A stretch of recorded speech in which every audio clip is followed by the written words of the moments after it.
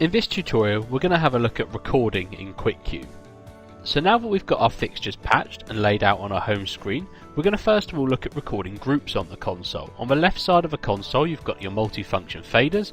If you toggle over to group mode using the button on screen or the button on your console, you'll find you get some auto groups, so you by default will have a group per each different type of light you've patched, all your spots, all your washes, all your conventionals and so on there. If you want to make your own custom groups, for example just my left hand side ellipsoidals here, I can simply select those fixtures on my screen here, select my record button and then hit the select button below one of the flashing group buttons here that's going on and off. So if I want group number 6 to be those left hand side ones, I select group 6 and that group's now recorded. The indicator is illuminated now, showing me there's something on that group. If I bring the fader up, you can see that group's recorded there. If I wanted to do the same with the right hand ones, simply select them, so turn green there, record and select a flashing select key at the bottom of the fader there. So that's recording groups.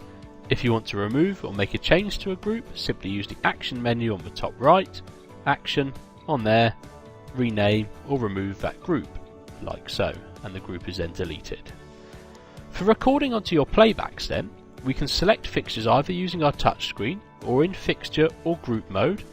So if I bring on my playback 2 here, or group number 2, that's going to bring on my R2 washes like so. And you can see it's automatically selected them on my screen when I bring up the group fader there. So I can now go to colour, I could set a colour for those R2 washes there, I could go to position and I could simply position them on my back wall like so, using your encoders if you're on a QuickQ console. I can then go back to my home screen, I could select some other fixtures. This time I'm going to select some of my ellipsoidals here, just 4 of them like so. I can go to intensity, bring up the intensity for those 4 fixtures there, go back to home and you can see those fixtures are on. If I now want to record that to one of my multi-function playbacks in Q mode, I can toggle to Q, select record and again click one of the buttons below a fader that's flashing on and off, showing me it's empty, click there, hit clear and that's now recorded onto my playback like so here. With these playbacks on the left hand side in Q mode, they can only be single queues, they can't be chases or queue stacks. If you want a chase or a queue stack, we can come down to our 10 playbacks at the bottom of the screen where we can record chases, queue stacks or single queues. We'll now look at how you can record a chase in QuickQ.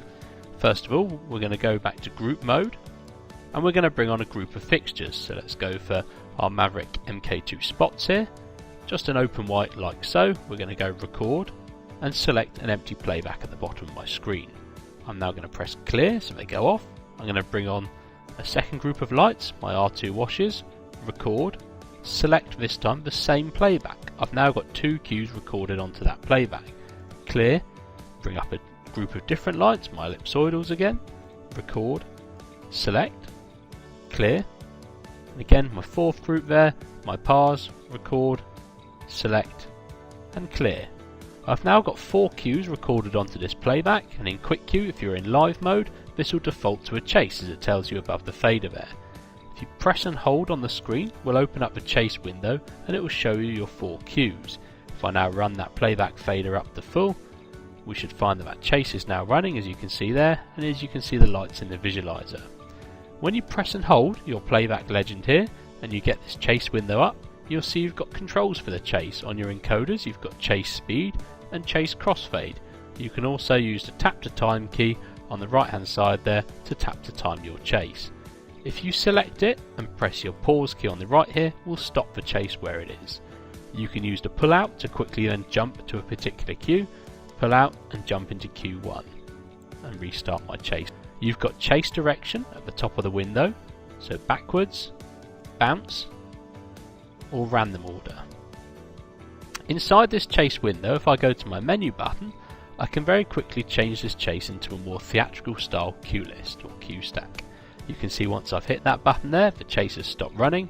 To step through my queues, I now select and use my play button here to step through those 4 queues. If you want to reorder a queue, simply hold the box with the 6 dots here, click and hold and drag to reposition your queue, and that will renumber your queue as you can see there. Your queues will always run in sequential order. You can name your queues using the action menu, action on there, rename. Q1. You can set fade times for your cues. Press and hold in the fade box, and you can set your fade in time. You can also specify a separate fade out time and fades for non-intensity attributes. So that's going to be your position, colour or beam attribute. So things like pan and tilt, red, green, blue and gobos there. We hit OK, and that fade time is now applied to that particular cue there. In each of your cue stacks you do also have a play and a stop key or your pause button at the top of the window as well.